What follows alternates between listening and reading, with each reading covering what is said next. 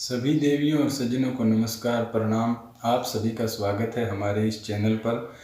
देखिए, पिछली वीडियो के अंदर हमने बात की थी कि कुंडलिनी जागरण के 2 चरण होते हैं। पहले चरण में तो वह आपके नीचे मूलाधार चक्र से उठती है और आपके ऊपर के चक्रों तक वह जाती है और आपको एक इनलाइटनमेंट का एक्सपीरियंस वह करवा देती है। और उसके बाद का जो चरण है वह पूरी उम्र आपके अंदर एक रूपांतरण की प्रक्रिया, आप में एक ट्रांसफॉर्मेशन पूरी उम्र होता रहता है। तो वह बाद का समय लंबा है और शुरू का समय जो पीरियड है वह छोटा है। तो इसी को हमने हनीमून पीरियड कहा था कि आपकी नई नई इसके साथ जानकारी होती है। तो इस हनीमून पीरियड के दौरान क्या क्या हमें सावधानियां रखनी चाहिए, ये आज हम उसी के बारे में बात करेंगे। तो ये वीडियो बहुत ही इम्पोर्टेंट होने वाला है भाइयों, क्योंकि सावधानियों की बात है। और तो आप इसे पूरा देखिए, क्योंकि आधा अधूरा ज्ञान खतरनाक है। चाहे वह ये वीडियो हो या बाकी की वीडियो हो, इस मामले में आपको जो भी आप ज्ञान ले रहे हैं पूरा ही लीजिए, आधा अधूरा ज्ञान आपको नहीं लेना चाहिए। तो वीडियो भाइयों आपको पसंद आए तो बाद में आप इसे लाइक कर देना, और इसी सीरीज से और मुझसे आगे जुड़े रहने के लिए आप चैनल को सब्सक्राइब भी कर सकते हैं। तो चलिए हम शुरू कर देते हैं। जो सबसे महत्वपूर्ण बात है वो हम सबसे पहले करेंगे, और फिर हम शारीरिक रूप से, मानसिक रूप से और एनर्जेटिक रूप से हमें क्या क्या करना है वो हम बाद में डिस्कस करेंगे। तो सबसे पहला जो पॉइंट है वह ये है कि जब आपके अंदर यह शक्ति जाग जाती है तब आपको कुछ भी करने की ज़रूरत नहीं है, क्योंकि यह अपने आप में ही इतनी एक समझदार शक्ति है जो पूरे ब्रह्मांड को जो चला रही है। वह ज़्यादा समझदार है या आप ज़्यादा समझदार है? कौन ज़्यादा समझदार है आप देख लीजिए। तो यह अपने आप में समझदार है। इसके जागने पर मतलब मैं आपको जो भी बात बता रहा हूँ, जो भी मैं आपको ज्ञान दे रहा हूँ, वह कहाँ से आया है? उसी की वजह से तो वह आया है, उसी की वजह से तो मैं आपको कुछ बताने के लायक हो पाया हूँ। और जब वह स्वयं ही आपके अंदर जाग गई तो आपको कुछ भी नहीं करने की ज़रूरत है। तो बात यह है कि कुछ तो आदमी करेगा ही, तो हम क्या करें? मतलब जब समस्या आ जाती है कि ये करें वो करें, तो भाइयों इसमें ऐसा है कि अपने दिल की बात सुनो, सुनो सबकी, करो मन की, वो कहते हैं ना। तो आपको अपने दिल की आवाज़ सुननी है कि आपकी आत्मा क्या कह रही है। उसका पता कैसे लगाएंगे कि क्या हो रहा है? उसके लिए देखिए, जो काम करने पर आपको ऐसा अच्छा महसूस हो रहा है अंदर से कि हाँ इसमें कुछ भी गलत नहीं है और ये कार्य मैं कर रहा हूँ, तो वह काम आप करते रहिए। और जो काम करने पर आपको अंदर बुरा सा फील होता है कि नहीं यार ये मैंने क्या कर दिया, ये मैं क्या कर रहा हूँ, तो वो काम आप मत कीजिए। क्योंकि इसमें यह है कि अच्छी से अच्छी चीज़, कोई अच्छी से अच्छी टेक्निक, कोई प्राणायाम हो सकता है वह आपको सूट ना करता हो, तब वह आपके लिए तो बुरा ही हो गया। और हो सकता है कोई बुरी से बुरी चीज़ हो, लेकिन हो सकता है वह आपको सूट कर जाए, तो वह आपके लिए तो अच्छी हो गई ना। इसीलिए सबसे पहला चरण यही है कि वह शक्ति समझदार है, उसे आप अपना कार्य करने दीजिए और अपने दिल की आवाज़ सुनिए। उसके अकॉर्डिंग जो भी आपको ठीक लगता है वही आप इस पीरियड में कीजिए। किसी अन्य की बातों में उलझ कर कुछ भी ऊट पटांग करने की ज़रूरत नहीं है। तो यह तो भाइयों पहला पॉइंट हो गया। दूसरा इसके अंदर है समर्पण, सरेंडर। यह मैं अपने अनुभव से भी आपको कह सकता हूँ, और दूसरा बहुत से लोगों से मैंने सुना भी है, जिन लोगों की वास्तव में कुंडलियाँ जागृत हुई है उनके बारे में भी। तो उन सभी का यही मानना है कि समर्पण आपको करना होगा। देखिए, जब माता पार्वती ज़्यादा क्रोध में होती है तब भगवान शिव क्या कर सकते हैं? समर्पण। जब भगवान शिव को ही समर्पण करना पड़ता है तो मेरे और आपके जैसे मनुष्यों की क्या औकात है? तो समर्पण इसके लिए सबसे ज़्यादा ज़रूरी है। लेकिन अब समर्पण कैसे करेंगे, उसके लिए अब आप कैसे करेंगे वो आप अपना देख लीजिए। मैं आपको अपना बता देता हूँ कि मैंने उस दौर में क्या क्या किया था। तो मैंने भाइयों क्या किया, मैं भी अकेला ही था, तो मैंने स्पष्ट रूप से कह दिया कि मुझे क्या चाहिए, क्या मैटर है। मैंने 2-3 प्रार्थनाएं की, वो मैं आपको बता दूंगा एज इट इज, जो मैंने कहा था कि ऐसा ऐसा मैंने कहा। सबसे पहला तो यह है कि मैं इसे क्यों मतलब जगाना चाहता हूँ या क्यों मैं ये सब कर रहा हूँ। तो उसके लिए मैंने ये कहा कि उस दौर में मैं नशे आदि से काफ़ी परेशान था। तो मेरी प्रार्थना इतनी ही थी कि मुझे इस चंगुल से आप निकाल दीजिए माता, और बाद में जो भी है, क्योंकि मेरे अंदर एनर्जी तो है ही, तो वह कहीं ना कहीं तो जाएगी, तो सब सही हो जाएगा। मुझे सिर्फ ये एक चीज़ चाहिए, इसके अलावा मुझे कुछ नहीं चाहिए। ये मैंने एक कहा। दूसरा, फिर कई बार यह शक्ति हमारे अंदर कुछ ज़्यादा ही एक्टिवेट हो जाती है, कुछ ओवरफ्लो ही करने लग जाती है। तो ऐसे में मैंने क्या किया, ऐसे में मैंने ये कहा कि देखिए माता, जितनी मेरी योग्यता है आप मुझे उतना ही फल दीजिए, उससे ज़्यादा की मुझे ज़रूरत नहीं है। वो कहते हैं ना, सहज पके सो मीठा होए, और जल्दी का काम तो शैतान का है। तो जिस प्रकार से मेरा लेवल बनता जाएगा उसी प्रकार से आप मुझे ज्ञान विज्ञान दीजिए, ऐसा मैंने स्पष्ट कह दिया। तीसरा, मैंने इस प्रकार से कहा कि कुछ लोग शक्तियों वगैरह की ज़्यादा बातें करते हैं कि शक्तियाँ आ जाएंगी। तो उसके लिए मैंने ये किया कि मैंने कहा कि अगर मेरे अंदर कोई शक्ति आ भी जाती है और उसका प्रयोग मैं अपने निजी स्वार्थ के लिए या मैं किसी दूसरे का बुरा करने के लिए अगर मैं इसका प्रयोग करता हूँ, तो आप उसको निष्फल ही कर देना। चाहे मैं कितना ही रोऊं चिल्लाऊं कि मेरी शक्ति क्यों यहाँ पर कार्य नहीं कर रही है, तब भी आप उसको कार्य करने मत देना, अगर मैं किसी का बुरा सोचकर वह काम कर रहा हूँ तो इस प्रकार से भाइयों मैंने इसमें समर्पण किया। अब आपको क्या करना है वो आप देख लीजिए। ठीक है। तीसरा यहाँ पर है कि परमात्मा में समर्पण, क्योंकि यह शक्ति परमात्मा की ही शक्ति है, उस ब्रह्म की ही माया शक्ति है और उसी के इशारे पर यह चलती है। तो उसमें भी एक समर्पण का, भक्ति का भाव होना जरूरी है।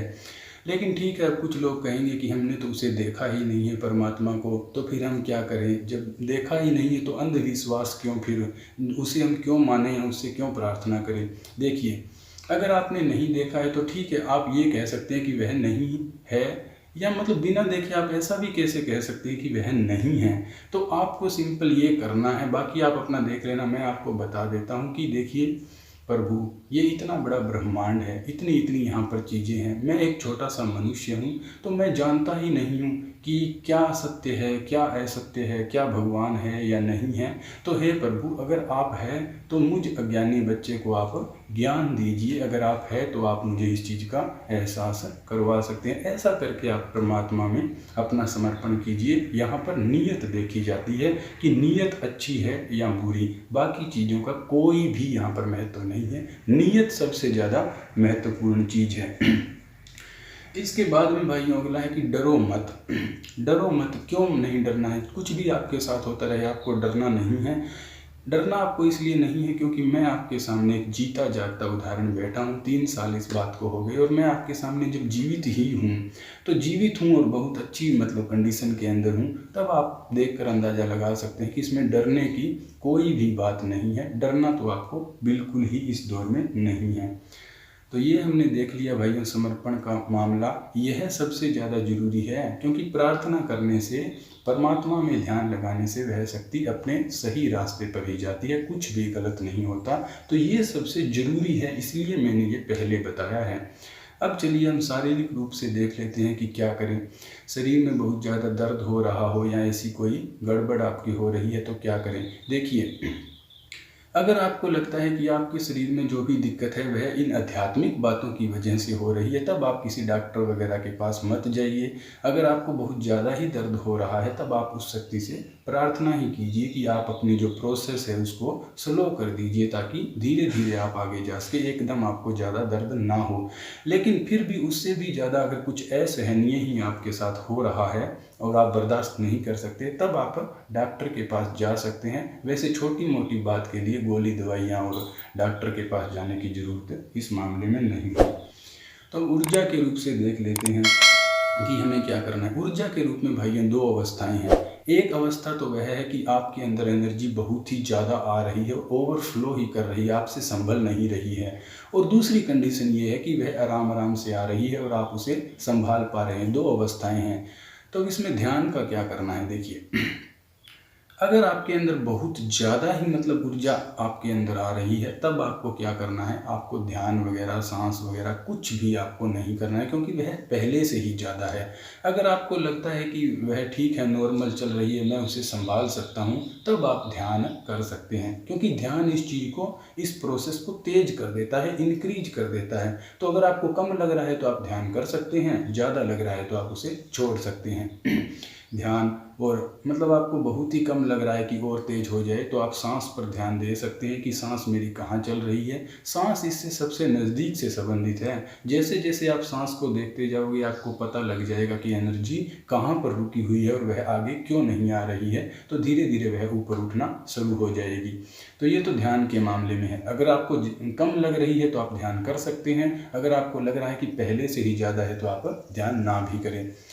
अब इसमें सेक्सुअल एनर्जी का भी फिर वही खेल है भाइयों। सेक्सुअल एनर्जी इसका एक छोटा सा पार्ट है। जैसे हमारे शरीर का एक पार्ट है रिप्रोडक्टिव सिस्टम, उसी प्रकार से यह ऊर्जा तो आपके संपूर्ण शरीर को चला रही है। तो सेक्सुअल एनर्जी भी इसका एक छोटा सा एक हिस्सा है। अगर आप उसका इस्तेमाल इस प्रोसेस में करते हैं तो वह आग में घी डालने वाली बात है।